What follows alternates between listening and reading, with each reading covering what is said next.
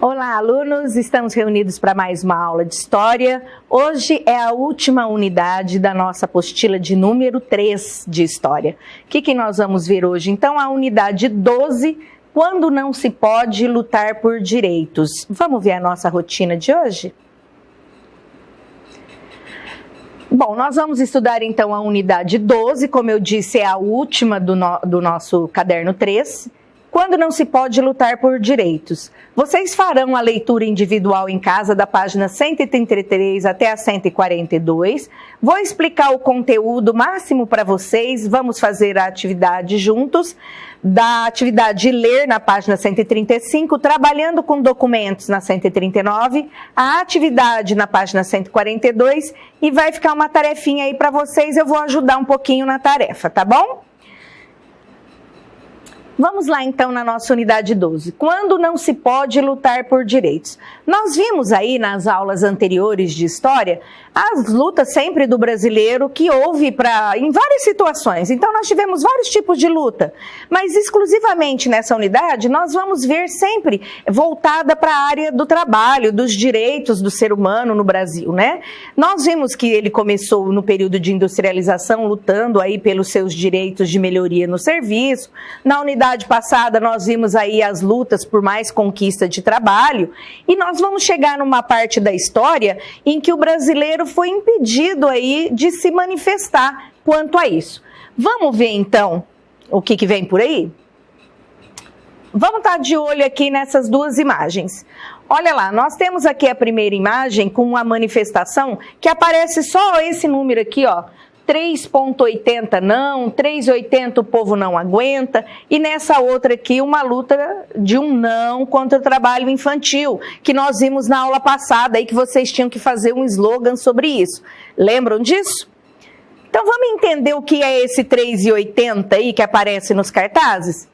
Olha lá, ó, esse número aparece na faixa, diz respeito ao valor das passagens dos ônibus, que seria cobrado na cidade de São Paulo. E a população protestou, pois considerava o valor abusivo. Eu não sei se algum de vocês lembra disso, mas com certeza seus pais lembram. Foi uma primeira manifestação aí em relação a valores, né, cobrados. E por causa dessas manifestações, até houve aí uma segurada em relação aos preços. Então você vê que uma manifestação popular, ela pode surtir muito efeito. O problema é que às vezes a população se cala, né? Fizeram por tão pouco e às vezes se cala por coisas maiores.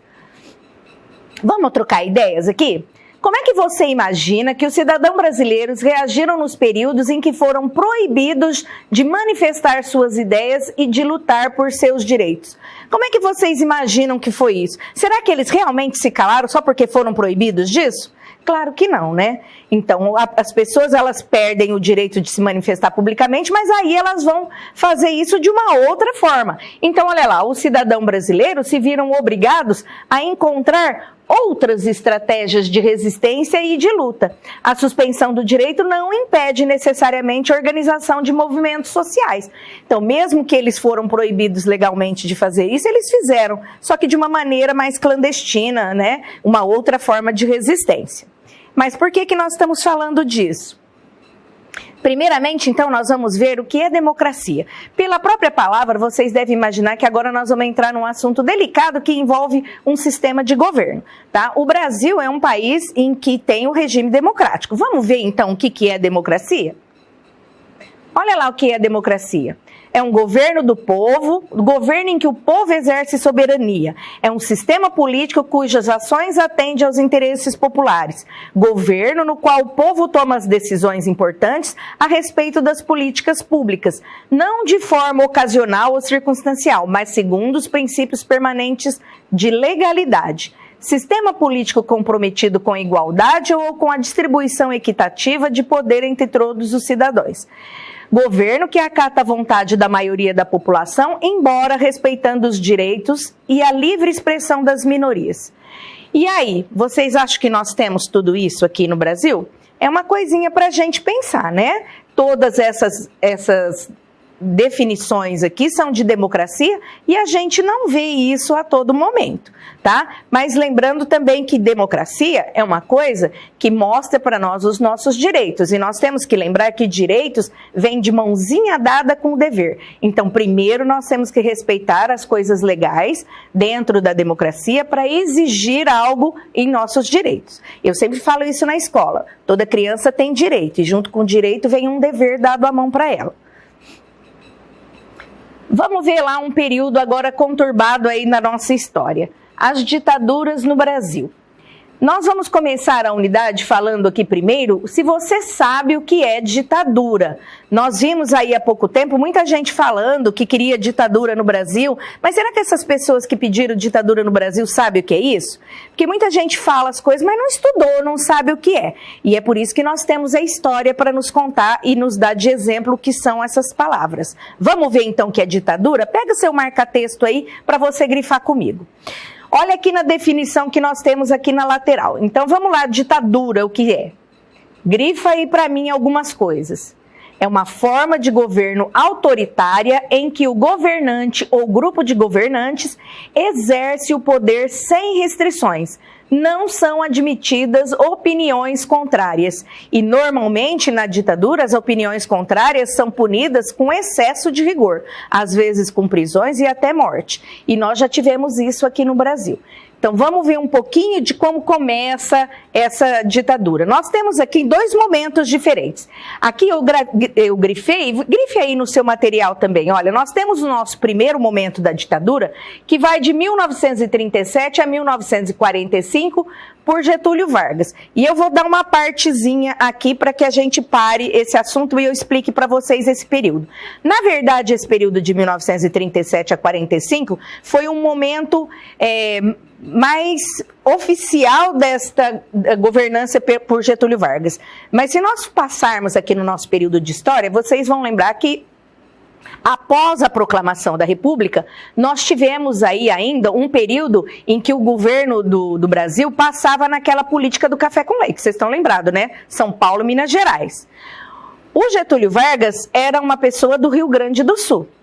E ele era contra essa política do café com leite, tá? Então, o Getúlio Vargas entra na política aí, olha, muitas pessoas falam assim, ele também era um governo militar. Não, ele não era um governo militar. O Getúlio Vargas foi militar, ele saiu do exército, ele estuda direito, se torna um advogado, entra na política, ele foi deputado estadual, foi um deputado federal, e como deputado federal, ele liderava a bancada gaúcha na Câmara, e ele foi uma pessoa que mobilizou para acabar com essa política do café com leite aí, tá? Então, Getúlio Vargas entra na política muito antes de 1937, e a partir de 1930, ele já vem como um governo provisório do Brasil aí, e aí ele assume legalmente em 1937. Mas o Getúlio Vargas fica desde 1930 no poder, tá bom? Vamos para o próximo, então, o segundo momento. Aí grifa para mim também. Olha, o segundo período iniciou em 1964. Grifa aí para mim. Aqui, nesse caso, já um governo militar, foi um golpe militar que houve em 1964, depois eu falo um pouquinho sobre ele também, e o Brasil passa a ser governado pelo Marechal Castelo Branco. Esse período de ditadura militar, ela só vai acabar em 1985. E nós vamos ver o início, então, dessa movimentação para que acabe esse período militar aqui e o que aconteceu nesse período, tá? Vamos lá agora na atividade de ler. No texto que nós vamos ver aqui, ele é a parte de introdução de um livro que conta a história do governo militar no Brasil. Embora ele vai tratar de um período específico aí, ele vai trazer aspectos comuns da ditadura, tá? Não é porque é uma ditadura militar, toda ditadura ela vai ter as mesmas características, tá bom? E uma coisa que ele vem pedindo para chamar a atenção de vocês aqui nesse quadro amarelo é como começa a história, ó. Era uma vez, para remeter a uma história de conto de fadas. Então vamos ver lá como começa essa história? Eu vou ler esse para vocês que é bem pequenininho. Era uma vez um país onde as pessoas foram proibidas de pensar, falar e fazer o que achavam certo. Era uma vez um país onde muita gente ia presa, até os mais jovens, até os adolescentes. Era uma vez um país onde crianças e adolescentes foram privados da proteção de seus pais. Era uma vez uma história triste que ninguém gosta de ouvir, mas que precisa ser lembrada, contada e recontada para nunca se repetir. Viram que história, que conto de fadas terrível é esse? Vamos à atividade dela então? Aqui é só a imagem, né, da história que nós acabamos de ler. Vamos lá então para a atividade. Identifique e transcreva o trecho correspondente a cada um dos aspectos apresentados na primeira coluna do quadro. Então, há um trecho que fala sobre as proibições. Olha lá o que nós colocamos. Era uma vez um país onde as pessoas foram proibidas de pensar, falar e fazer o que achavam certo. Estratégias de repressão. Muita gente ia presa, até os mais jovens, até os adolescentes. Consequências para crianças e adolescentes. Foram privados da proteção de seus pais. Por que o autor do texto diz que essa história precisa ser lembrada, contada e recontada? Ela deve ser lembrada, contada e recontada para que as pessoas saibam o que ocorre em um governo autoritário. Assim, o conhecimento poderá servir como exemplo para que situações semelhantes a essa experiência vivida sejam evitadas e nunca mais se repitam. E nos últimos tempos, a gente viu aí algumas manifestações populares que vieram na televisão falar que queriam ditadura e tudo mais, só que eram pessoas muito jovens. Então, pessoas muito jovens não viveram esse período aqui da ditadura, não sabe o que está falando se não estudar a história. Então, você que queira saber melhor sobre esse período, faça pesquisas. Tá? Em pesquisas confiáveis, na internet tem muita coisa sobre isso. Veja as consequências de tudo isso antes de falar que quer um regime em que você é proibido de quase tudo. Vamos lá, a era então do Getúlio Vargas. Do governo democrático à ditadura. Nós temos que entender o que é esse governo democrático à ditadura. Olha o que eu falei para vocês aqui, ó. No período da Primeira República, de 1889 a 1930, nós tivemos nesse período aqui o Brasil República, os coronéis proprietários de terra é que mandavam aqui no país. Olha, lembra desse pedaço da história? Minas Gerais e São Paulo tinham influência nas eleições e era chamada aqui a política do café com leite. Então, eles se revezavam, uma hora era o governante do estado de São Paulo, uma hora era o governante de Minas Gerais. Em 1930, depois do movimento, pôs um fim à Primeira República, tirando o poder dos coronéis e acabando com esse café com leite. Getúlio Vargas assumiu a presidência da República em caráter provisório. Eu falei isso já para vocês, de 1934. Ele assume em caráter provisório, fica aí até a eleição, que seria ali em 1934. A Assembleia Constituinte, eu falei isso para vocês, das leis trabalhistas, que a primeira Constituição nossa foi em 1934. Essa Assembleia criou novas leis trabalhistas, elegeu Getúlio Vargas. Então, foi o povo que elegeu Getúlio Vargas? Não foi. Nenhuma vez. Tá? Ele assume no governo provisório, depois em 1934 a Assembleia coloca ele, porque ele era um líder, como eu falei para vocês, já em Brasília, já no governo federal, como deputado federal, elege ele então como presidente em 1934. Esse governo aqui de 1934 era chamado de governo democrático, ou seja, Getúlio Vargas era uma pessoa que lutava contra todas as formas de manipulação da política que existia. E na época aí tinha alguns candidatos que eram considerados comunistas, tá? E o Getúlio Vargas entra como um governo democrático. Será que ele era realmente um governo democrático? É o que a gente vê a seguir aqui, após ele entrar. Olha lá. O novo governante não foi, portanto, eleito pelo povo. Falei isso para vocês. O que previa a Constituição de 1934? O primeiro presidente da República seria escolhido indiretamente. Foi o caso dele, foi a Assembleia que o colocou lá. O mandato dos presidentes duraria 4 anos. Depois disso, os cidadãos brasileiros, incluindo as mulheres, teriam direito de ir às urnas. Vocês estudaram aí também no caderno passado que a luta das mulheres para poder opinar na política foi grande. Então, nesse período aqui, algumas mulheres já tinham direito até de se candidatar. Elas tinham direito de opinar na política, se candidatar e de votar. Mas isso ainda não era geral, não eram para todas. olha lá, entre 1934 e 1937, os brasileiros viveram sob um governo democrático. É esse governo que eu falei para vocês, que o Getúlio Vargas entrou colocando novas ideias aí, tá? E já pleiteando as próximas eleições. Eles começaram a se organizar e quando começaram outras pessoas a aparecer para se candidatar, o Getúlio Vargas vem e muda as regras do jogo, no meio do caminho. Então, tem mais gente querendo se candidatar? Muda a regra. Olha aqui, olha, se organizavam para a campanha presidencial, Getúlio Vargas muda as regras.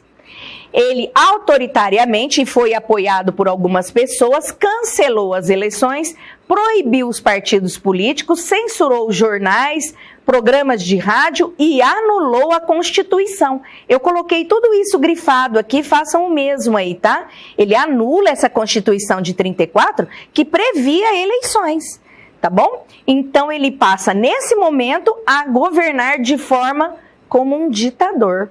Então, de democrático passou para ditadura. E esse período aí que o país viveu sobre a ditadura de Vargas é conhecido como Estado Novo. E aí ele vai durar 8 anos e ele vai de 1937 a 1945. Mas vocês estão lembrados que ele já está governando desde 1930? Então, desde 1930 até 1945, já são 15 anos aí. E vocês vão ver que mais para frente, ele se candidata a presidente novamente, é eleito e assume também por mais 4 anos aí. Então, na verdade, Getúlio Vargas fica no poder aí do Brasil por 19 anos. Grifado ali, onde eu falei para vocês, né? Já. O que foi o Estado Novo, então, que eu falei para vocês aí, que foi implantado pelo ditador Getúlio Vargas? Ele informa a população que agora ele ia governar o país de maneira forte. Mas o lema dele era paz, justiça e trabalho. E eu grifei isso aqui para vocês, olha. A partir desse momento, ele então se torna um autoritário, ele tinha os atos dele sustentado por uma nova Constituição, que foi a de 1937, e dava para ele todos os poderes. Aí ninguém mais podia se opor a ele. E se alguém se opusesse a ele, era preso, era morto, sumia do mapa. Departamento de Imprensa e Propaganda. Ele tinha que fazer a propaganda dele. Só que ele controlava essa propaganda, então não era qualquer pessoa, qualquer jornal, qualquer artista que poderia falar do governo do Getúlio Vargas. E para isso ele cria esse departamento aqui, ó, Departamento de Imprensa e Propaganda. E aí ele passa a controlar os meios de comunicação da época. Jornal, revista, rádio, atividades artísticas, literatura, teatro. Nada poderia ser feito sem passar pela censura. Olha lá, ó, qualquer tipo de crítica ao governo dele era censurado, então não podia passar. Os cinemas eram obrigados a passar pequenos filmes dos trabalhos do Getúlio Vargas, divulgava somente os aspectos positivos do Brasil. Eram distribuídos livros, revistas e panfletos para convencer a população que ele era um homem justo e bom. E com isso ele conseguiu, tá? Muitas pessoas antigas aí, eu me lembro até da época do meu avô, ele era um fã do Getúlio Vargas. Por que as pessoas gostavam dele? Porque a propaganda era muito forte, tudo era voltado para falar que ele era bom, que ele era justo, que ele defendia os pobres e que ele que ia levar o Brasil para frente. E muita coisa foi escondida debaixo do tapete aí nesse período, tá? Até mesmo os livros escolares, ó, só continham coisas que eram autorizadas por ele e sofriam modificações que só elogiavam o governo do Getúlio Vargas. Olha essa imagem aqui, para provar isso daqui, olha. Essa imagem aqui, nós temos o Getúlio Vargas sendo adorado aqui pelas crianças, ó, das escolas, todo mundo patriota, com bandeirinha na mão, adorando o presidente que tinha, né? Olha o que fala aqui, ele criou a cartilha A Juventude no Estado Novo e ela foi distribuída por esse Departamento de Imprensa e Propaganda aqui. O objetivo era convencer as crianças que esse era o melhor governo que existia. Nesse departamento de imprensa também foi criado um programa de rádio chamado Hora do Brasil. Vocês vão ver que ele tem semelhança com o que nós temos hoje. E é verdade, porque com o passar do tempo, esse programa, aqui a partir de 1962, ó, ele passa a chamar A Voz do Brasil. tá? Nesse programa A Hora do Brasil, o presidente aparecia e ele fazia discursos acalorados falando do Brasil. Os estabelecimentos públicos eram obrigados por lei a ligar o rádio na hora que tinha a fala do presidente aí, tá? E aqui, para completar, ele vem falando isso, ó. A grande popularidade do Getúlio Vargas se deve a esse departamento que ele criou aqui de imprensa e propaganda. Era uma verdadeira lavagem cerebral em todo mundo. Como não se ouvia falar outra coisa, ele era o melhor presidente do mundo. Vamos lá na nossa atividade trabalhando com documentos. Nós vamos ler agora um trecho da cartilha O Brasil é Bom. O presidente é um homem modesto, de vida simples, sem ostentações. Ele não exerce o governo por vaidade ou prazer, exerce o governo porque gosta de trabalhar pela grandeza do Brasil. Ele é também um operário, o operário da grandeza nacional. Ele é o homem mais ocupado do país, homem a que não sobra a menor parcela de tempo. O chefe da nação é um exemplo de atividade para todos os brasileiros. Todos os brasileiros devem trabalhar como presidente. Que bonito, né? Coisa boa. Ele era um homem trabalhador e só queria o bem do Brasil. Então vamos responder as atividades? O texto apresenta duas supostas qualidades de Getúlio Vargas. Que qualidades são essas? Qual a qualidade que ele era? Ele tinha uma vida simples, ele era modesto, sem ostentação. Diz que ele não tem tempo de sobra para nada. Ele é um exemplo para os brasileiros, ele só trabalha. No texto ele é comparado com um trabalhador. Que trabalhador é esse? Nós estamos vendo desde o início da nossa apostila, né? Ele se compara a um operário. Getúlio Vargas é comparado a um operário que trabalha pela grandeza do Brasil. Segundo essa cartilha, como é que a nação brasileira deveria trabalhar? Deveria trabalhar como presidente, sem tempo para nada, né? Só trabalho. Esse texto certamente colaborava para divulgar uma imagem otimista do Brasil e do presidente. Você concorda com essa afirmação? Por quê? O texto era entregue aos estudantes que seriam seus leitores juntamente com suas famílias. Então ele continha informações que levavam as pessoas a deduzir que o Brasil era governado por um homem simples e trabalhador e que se aplicava totalmente ao ofício de comandar o país, dedicando todas as horas da sua vida à nação. Então fazia pensar que ele era só um homem bom, né? O fim da ditadura Vargas. Bom, houve muita pressão aí nesse período todo de 1937 até 1945. E por volta de 1942, brasileiros como estudantes, advogados, militares, alguns militares, escritores, artistas em geral, eles começam a fazer uma série de movimentações para protestar contra a ditadura imposta. Então tiveram baixo-assinados, burlavam a censura. Em 1944, cidadãos e políticos de renome declaram-se a favor das eleições. Aí, finalmente, o Getúlio Vargas se vê vencido nesse período. Em 1945, então, sem apoio nenhum, ele cede, declara que o Brasil teria novas eleições e também dá anistia para todos aqueles que foram presos para ter eleições no Brasil. Antes de entrar aqui na ditadura militar, vou falar um pouquinho para vocês do final dessa ditadura Vargas.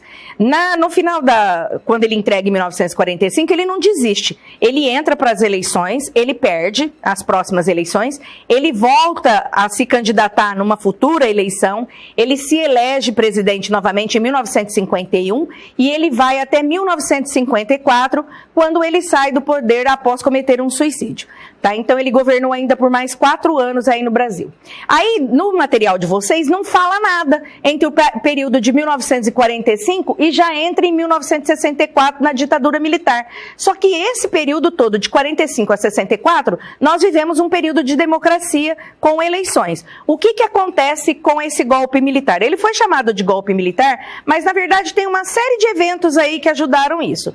Principalmente interesse financeiro. Eu sempre falo para os meus alunos que a nossa história história, ela sempre se baseia em fatos econômicos. Então, o apoio militar aqui no Brasil, ele teve um apoio muito grande dos Estados Unidos para que acontecesse esse golpe, e também de pessoas ricas no Brasil, latifundiários, grandes empresários, porque havia no governo uma pessoa chamada com tendências comunistas, e os Estados Unidos tinha muito medo que o nosso governo se tornasse comunista com o apoio da União Soviética. Então, os Estados Unidos apoiam os militares no Brasil, juntamente com outras categorias que tinham por aqui, para derrubar um governo chamado comunista, e colocam-se um militar, ou militar não, coloca Forças Armadas, né, no comando disso. Isso em 1963 já acontecia, em 1964, então, as Forças Armadas assumem aí a presidência do Brasil, mudam algumas coisas que vão fazer um impacto muito grande no Brasil, porque essa ditadura militar, ela vai de 1964 até 1985. São 20 anos aí de ditadura militar, tá? Então, olha aqui, olha, após um período de liberdade de expressão e direito de votar, vem aqui a ditadura, então, militar de 1964, que ocorre com um golpe por um grupo de militares. E eu falei para vocês que não é somente os militares aqui, não. Houve muito interesse por trás disso aqui. Tá? Os militares sozinhos não teriam força para ganhar essa briga aqui dentro. Uma das estratégias do novo governo para controlar foi a criação dos atos institucionais. Esse aí que nós vimos aí, vocês vão ver em vários livros de história que são citados esses atos institucionais. Vamos ver o que seriam os atos institucionais? Conjunto de leis criados pelo governo militar que não necessitavam de aprovação no Congresso Nacional para entrar em vigor. Só para resumir isso, vocês sabem que hoje, para uma coisa virar lei e entrar em vigor, precisa da votação da Câmara de Deputados, senadores, aí volta para o presidente para se tornar uma lei. Quando os militares assumiram isso aqui, esse ato institucional já deliberava o que era lei e pronto, acabou. Ninguém tinha que aprovar nada. O primeiro ato institucional, chamado de AI-1, ele tinha o poder de anular os direitos políticos de qualquer cidadão. Permitia ao governo controlar, de novo, olha lá, jornais, revistas, rádios, sindicatos, associações, qualquer um que fizesse oposição ao regime. A população perdeu o direito de expressar suas opiniões e decidir quem deveria representá-la.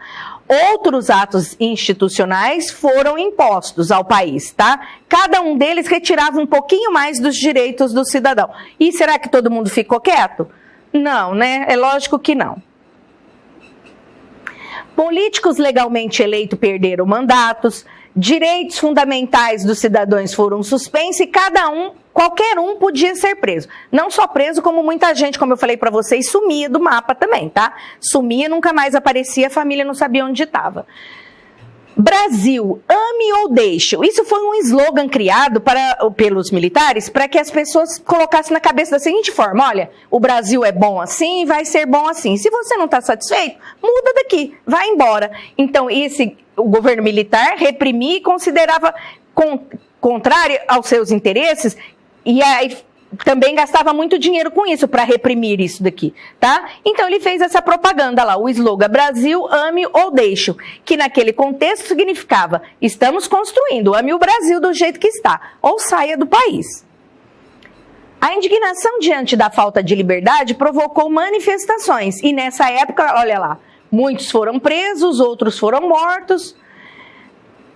Os movimentos não eram explícitos, assim, as pessoas não saíam falando direto com isso, porque senão podia morrer. Então, esses movimentos, olha lá, eram clandestinos. Clandestinos são coisas feitas escondidas. Armados ou não, tentando derrubar a ditadura. Na década de 1980, mesmo com repressão, iniciaram uma série de protestos e passeatas contra o governo. Em 1985, viram o fim do governo militar. Quando eles viram o fim do governo militar, também não foi eleição direta, foi uma assembleia que nomeou aí o Tancredo Neves com o vice José Sarney. Tancredo acaba morrendo antes de assumir e nós tivemos aí um governo de José Sarney. E após isso, nós passamos a ter eleições. E a primeira eleição após esse período foi em 1989, tá bom? Vamos lá na atividade, vamos ler o Ato Institucional 1, o AI-1. Os chefes da Revolução Vitoriosa, graças à ação das Forças Armadas e ao apoio inequívoco da nação, representam o povo e em seu nome exercem o poder constituinte. Aqui tem as palavras que estão em destaque, depois vocês olham, mas eles estão querendo dizer que esse governo aqui foi colocado pelo povo, né? Mas será que o povo quis isso mesmo? Foi o povo que colocou isso? Olha lá, este trecho coincide com o que você aprendeu sobre ditadura militar? Justifique. Não coincide com o que foi estudado até o momento. Os militares realmente não representavam o povo brasileiro, pois não foram escolhidos por voto popular. E a gente aprendeu que um voto popular, quando é um representante do povo, ele deve servir à vontade da maioria. E nós tivemos tirado os direitos que nós tínhamos, inclusive de se manifestar. Aqui é um depoimento do escritor Marcelo Rubens Paiva. Vamos ler que ele vai falar do pai dele. Olha lá, meu pai não é bandido. Eu era mais moleque mesmo, pipa na praia, futebol de botão, inclusive eu jogava com meu pai. No dia 20 de janeiro de 1971, eles invadiram minha casa, tinham policiais com metralhadoras e tal. Eu acordei e meu pai tinha sido levado. Os meus amiguinhos perguntavam, o que está acontecendo? Teu pai é bandido? Não, meu pai não é bandido. Meu pai é contra a ditadura. E no dia seguinte, eles levaram minha mãe e a minha irmã Eliane, que tinha 15 anos. Eu reencontrei a minha mãe 13 dias depois e na cama. Ela não conseguia nem andar direito, de tão magra que ela estava. E aí começamos a chorar os dois. Vamos responder algumas coisas relacionadas a esse texto. Quais informações do texto indicam que Marcelo Rubens Paiva era ainda uma criança? Quando ele fala, né, eu era moleque, empinava pipa na praia, jogava futebol de botão com meu pai. A quem Marcelo se refere na frase, eles invadiram minha casa? Aos policiais. Por que os amigos de Marcelo acharam que o pai dele era bandido? Porque o pai dele foi preso. Se você tivesse ouvido os amigos de Marcelo perguntarem se o pai dele era bandido, o que você responderia? Justifique a sua resposta com as informações encontradas no depoimento dele. É uma resposta pessoal, tá? Para a maioria das crianças aqui, se a pessoa foi presa pela polícia, é porque ela era bandido, né? Por isso que falavam isso para ele. Mas será que é verdade, pelo que você leu no texto? Coloca aí a sua opinião. Acabou a nossa aula de hoje. Vamos ver o que nós temos para a tarefa? A inscrição na bandeira ao lado, criada na década de 1980, de uma campanha pelo fim do governo militar e pela restauração das eleições diretas para o cargo de presidente. Observe a imagem, pense no que você aprendeu nessas aulas e explique. Por que ela fazia parte da luta contra a ditadura? Observe o que está escrito na faixa aqui, ó. Eu quero votar para presidente. Tem um X aqui no quadradinho, dando aí a ideia de que ele está votando, tá? Coloca aí o que você pensa. Vocês vão ler o texto aqui e vão responder essa frase. Olha, com base neste texto, explique por que o governo de Getúlio Vargas feria os princípios democráticos. Com tudo que eu expliquei aí para vocês sobre democracia e sobre como era o governo do Getúlio Vargas, já dá para você ter uma ideia do que responder. Na 3, releia as determinações impostas pelo Ato Institucional 1 e explique por que eles contrariam a democracia. Essa eu vou dar uma ajudinha aí para vocês, tá? Olha lá, segundo o AI-1, o presidente passa a ter direito de anular os direitos políticos de qualquer cidadão. As manifestações populares e os meios de comunicação também podem ser reprimidos e jamais contestados. E isso aí vai contra tudo que nós aprendemos sobre o que é democracia, certo? Então vamos ver o que nós vimos hoje? Nós estudamos aí a unidade 12, que é a última unidade do nosso caderno de História da apostila 3. Vocês farão a leitura individual aí em casa, façam mesmo em voz alta. Expliquei para vocês as atividades e toda a matéria, fizemos juntos todas as atividades, ficou 2 questões para você fazer de tarefa. Não esqueça de tirar dúvida com o seu professor, também você já é um aluno de 5º ano, se você achar necessário, faça uma pesquisa na internet sobre o assunto, se intere sobre o que é tudo isso que nós falamos aqui, sobre ditadura e democracia e sobre os governos que são citados nessa unidade, tá bom? Não deixe de assistir às suas aulas, a gente se vê na próxima aula de História. Um grande beijo, até a próxima!